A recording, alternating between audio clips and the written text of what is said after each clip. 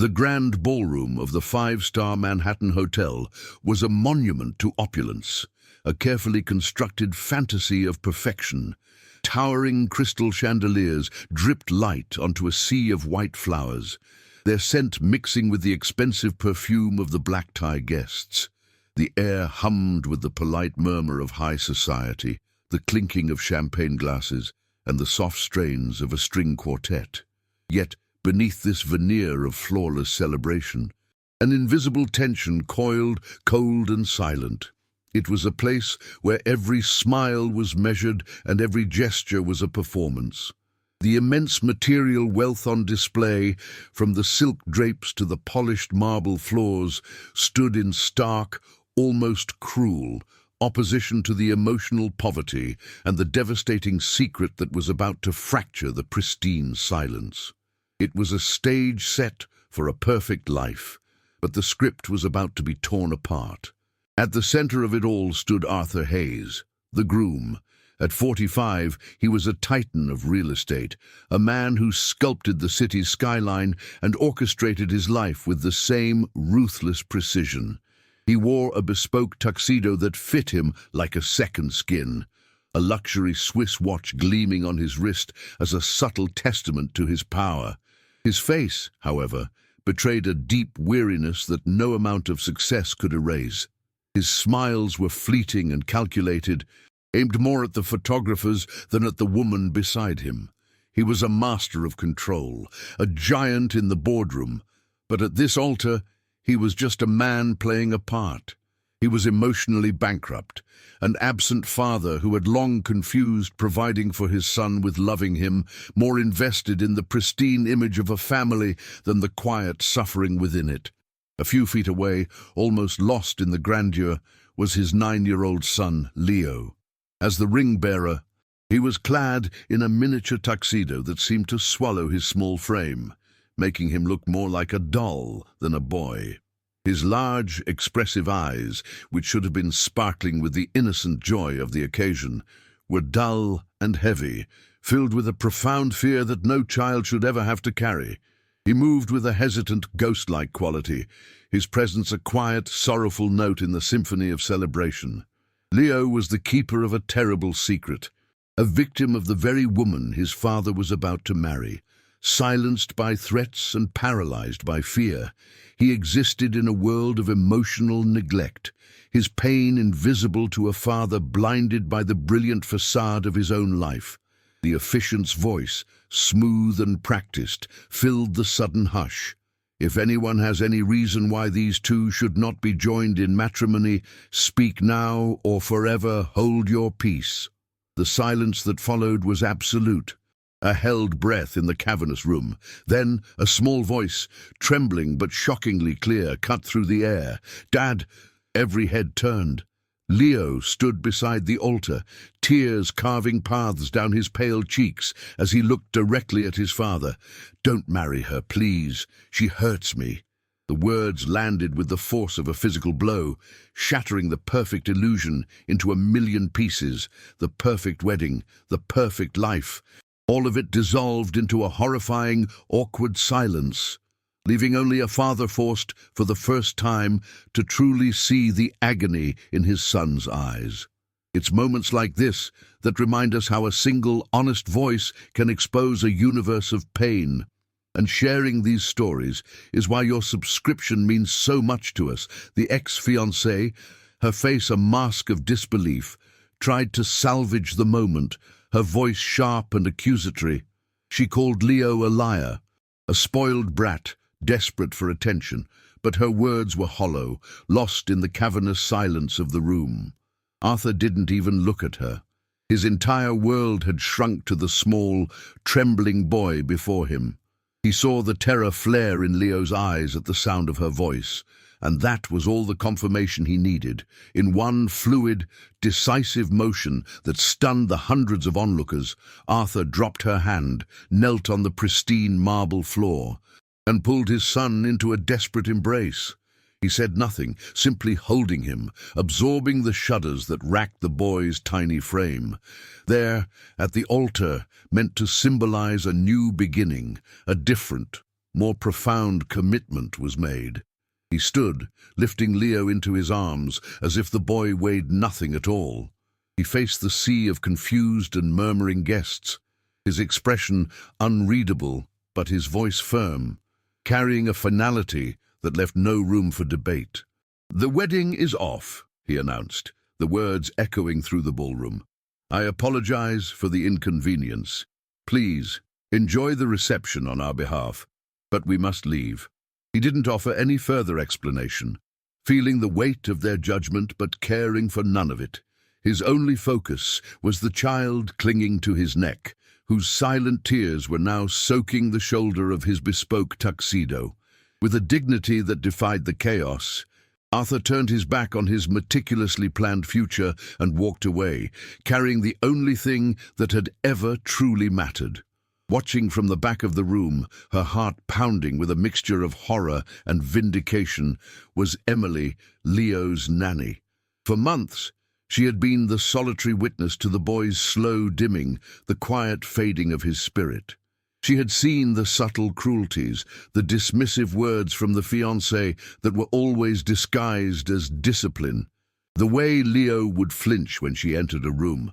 Emily had tried to raise her concerns with Arthur, but her words were gentle, couched in professional deference, and they had bounced off the armor of his willful blindness.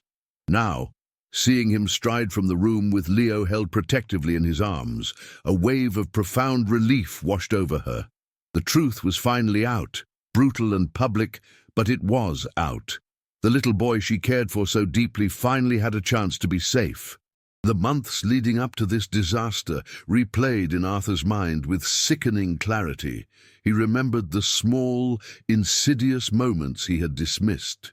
There was the time Leo's meticulously built spaceship model was found smashed on the floor, and his fiancée had calmly explained that Leo was being clumsy and had a tantrum.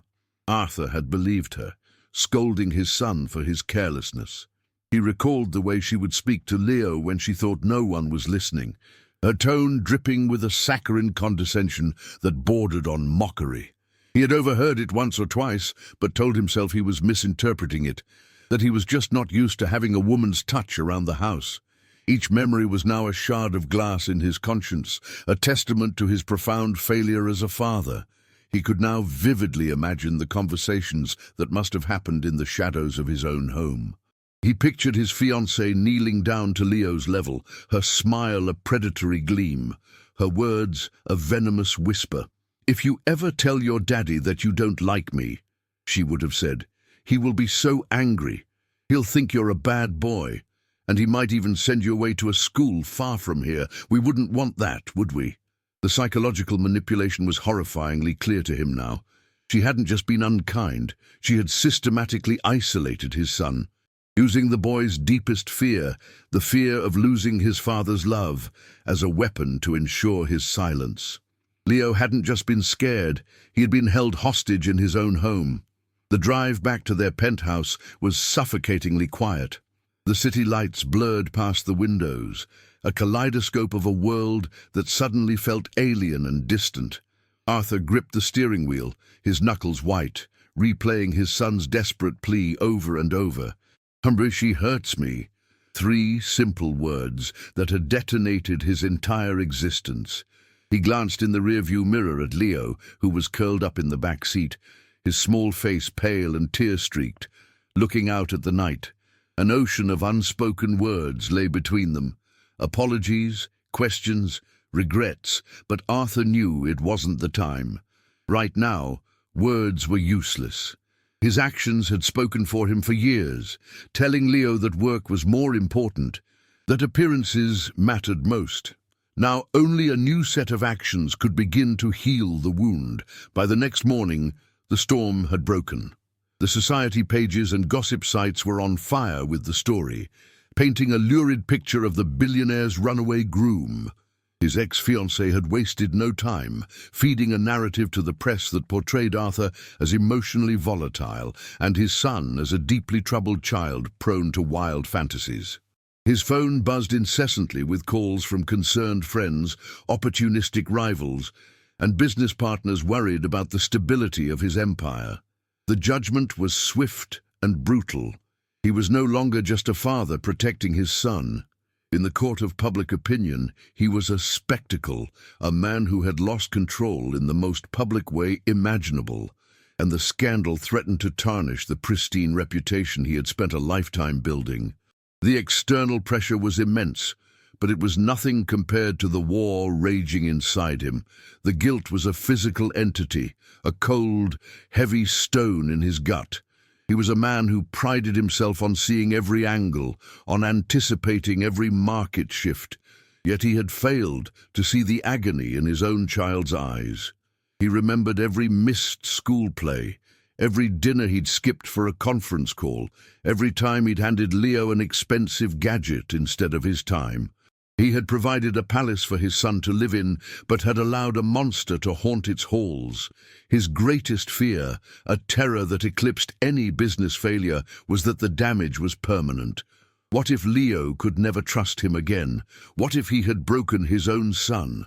Leo's pain began to manifest in heartbreaking ways. He stopped sleeping through the night, his small bedroom frequently pierced by terrified screams as nightmares took hold. During the day, he was a ghost in their large apartment, moving silently from room to room, his toys left untouched. He would flinch at the sound of the doorbell and refuse to be left alone, his eyes wide with a constant, simmering anxiety. Arthur's attempts to connect were met with a wall of silence. He would try to talk, to play, to read, but Leo would just stare blankly, his spirit seemingly locked away in a place Arthur couldn't reach. The vibrant, curious boy he vaguely remembered was gone, replaced by a fragile, wounded stranger, and Arthur felt utterly, terrifyingly helpless. It's in these quiet moments of despair, when all seems lost, that the first steps toward healing are often taken. It's a journey that requires immense patience and a belief that love can rebuild what neglect has broken. Seeing a father begin the slow, painful work of earning back his child's trust reminds us that it's never too late to change.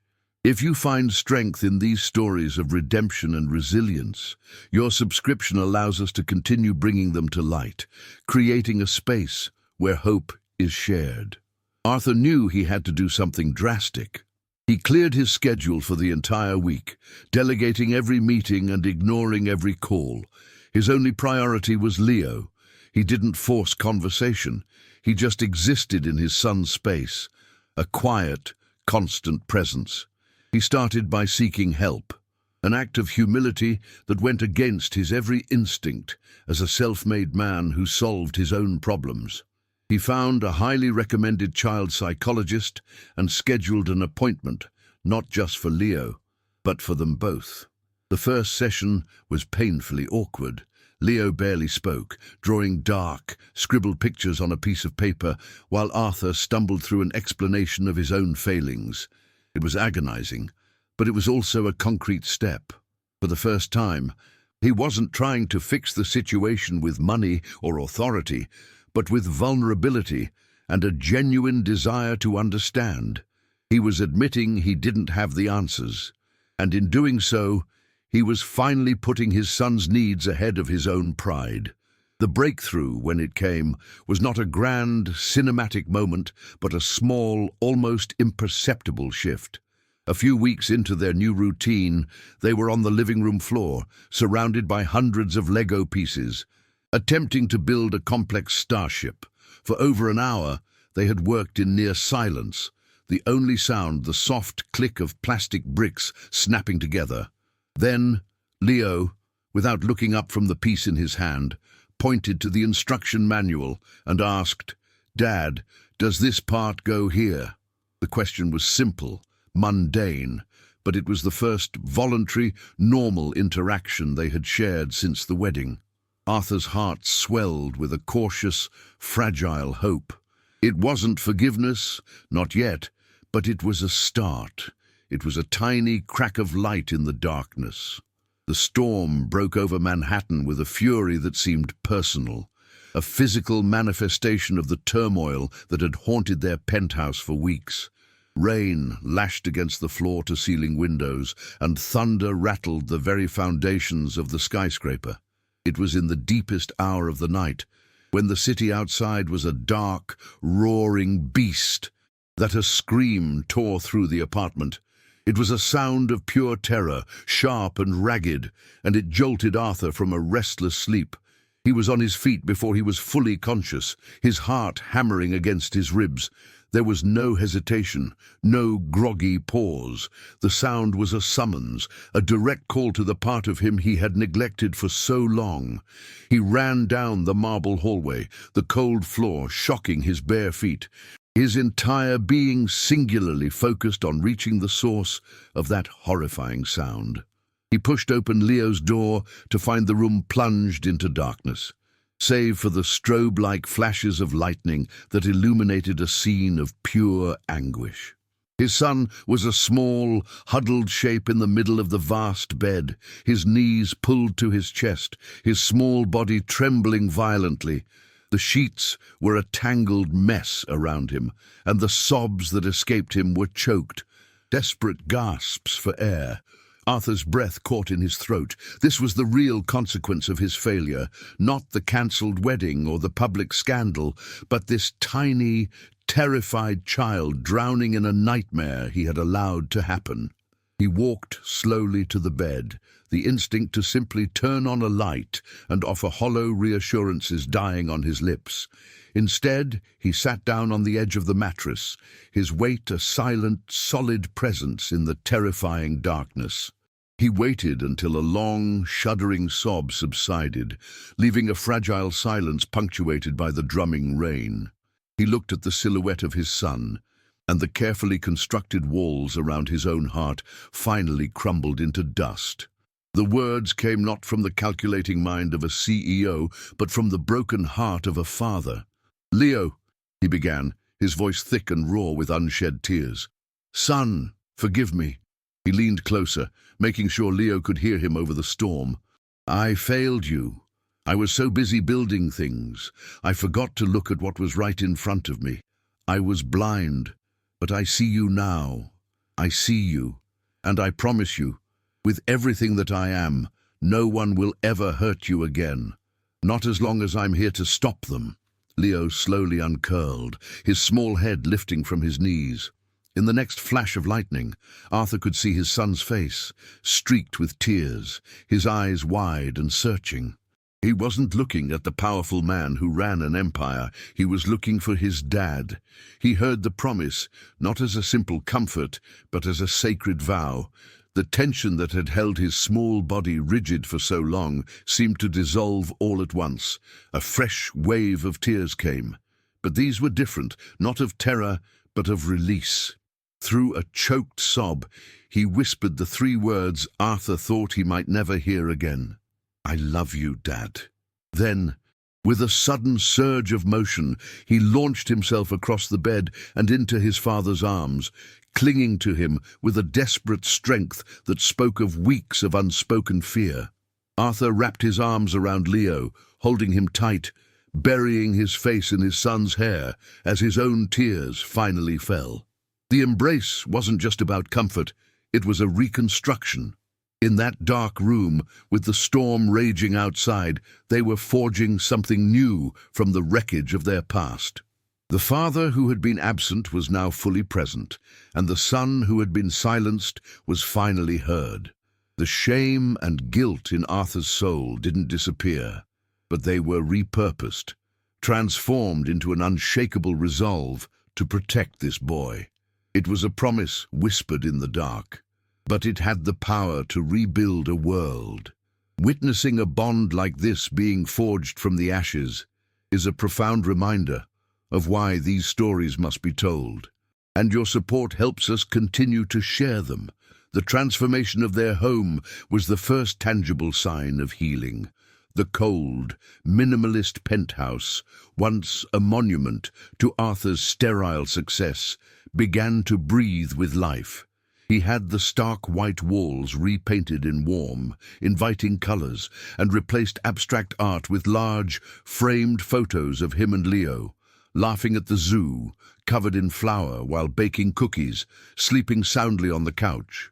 The silence that had once filled the halls was replaced by the sound of Leo's favorite cartoons, the chaotic noise of Lego constructions, and, eventually, the soft echo of his laughter. Emily, no longer just a nanny but a cornerstone of their new family, filled the kitchen with the aroma of home-cooked meals. Arthur's schedule, once packed with international calls and board meetings, was now dictated by school pickups, parent-teacher conferences, and bedtime stories. He was building a home, not just a portfolio. Slowly, the haunted look in Leo's eyes began to recede, replaced by the bright curiosity of a child who felt safe. The nightmares grew less frequent, and the boy who once flinched at sudden noises started initiating conversations, sharing details about his day with an enthusiasm Arthur had never witnessed before. The true measure of their progress came one afternoon when Leo, having just completed a complex dinosaur model, ran to Arthur's home office not with hesitation, but with unbridled pride. He held up his creation, his face beaming, and explained every single feature in meticulous detail. Arthur put down his work, knelt on the floor, and listened with rapt attention, his heart aching with a profound, beautiful joy. He wasn't just hearing about a toy dinosaur. He was hearing the sound of his son's spirit returning to him, piece by precious piece. Fueled by a purpose that eclipsed any business deal he had ever made, Arthur channeled his resources and formidable influence into creating a legacy born from his greatest failure. He established the Leo Foundation, a non-profit organization dedicated to advocating for children trapped in situations of domestic psychological abuse. He personally funded a team of lawyers, therapists, and social workers who specialized in identifying and intervening in cases where a child's pain was invisible to the outside world. He didn't want his name on another building. He wanted it attached to a lifeline.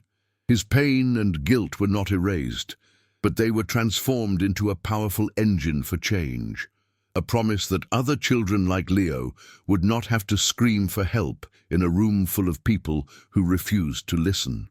Years later, standing on the sidelines of a soccer field, Arthur watched a now teenage Leo score a goal, his face alight with confidence and joy as his teammates swarmed him in celebration.